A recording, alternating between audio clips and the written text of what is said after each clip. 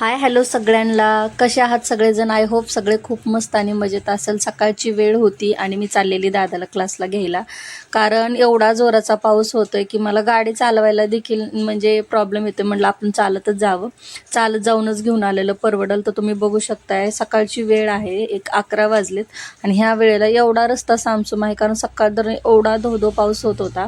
आत्ताशी कुठं थोडासा थांबलाय, तर म्हटलं आपलं चालतच जावं, कारण परत गाडीवरती गेलं गाडी वगैरे स्लिप व्हायचं खूप प्रॉब्लेम होतो.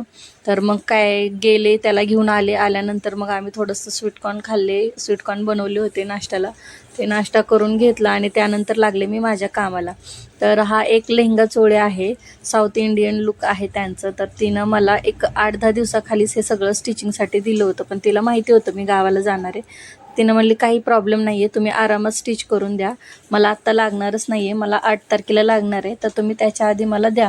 म्हणलं आता 1-2 दिवसावरतीच 8 तारीख आहे, त्याच्या आधी आपण ह्या स्टिच करायला घ्यावं, त्यामुळं हे घेतलं. स्पेशली ह्या कस्टमरचं सांगायचं म्हणजे हे कस्टमर खूप जास्त मुलगीच आहे, एवढं समजून घेते. तिच्या मम्मीचे ब्लाऊज असतात, तिच्या तुमच्या पूर्ण फॅमिलीचे ब्लाऊज असतात, एवढे समजून घेतात ते लोक. आणि ते काय नाही, तुमच्या ह्याच्यानुसार तुम्हाला जवळ तुमच्यानुसार डिझाईन करा, म्हणजे त्यांचं काहीच नसतं की हे करा ते करा, हे असं का केलं ते तसं का केलं, म्हणजे त्या एवढं समजून घेतात. आणि त्याला माहिती तुम्ही केलं ना काहीतरी छान करताल, युनिक करताल.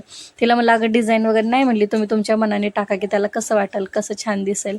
तर हा ब्लाऊज वगैरे रेडी झाला त्याचा, आणि त्याचा लेहंगा पण अनस्टिच होता की जो करायचा होता कंप्लीट.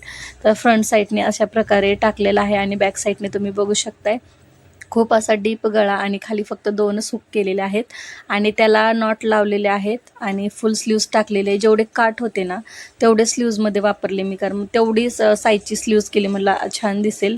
आणि थोडी साऊथ इंडियन म्हणजे हे होती, त्यांची थीम होती, त्या अकॉर्डिंग स्टिच करायचा होता. तिची तब्येत आहे नॉर्मलीच आहे, बट ब्लाऊज आता छोटा दिसतोय.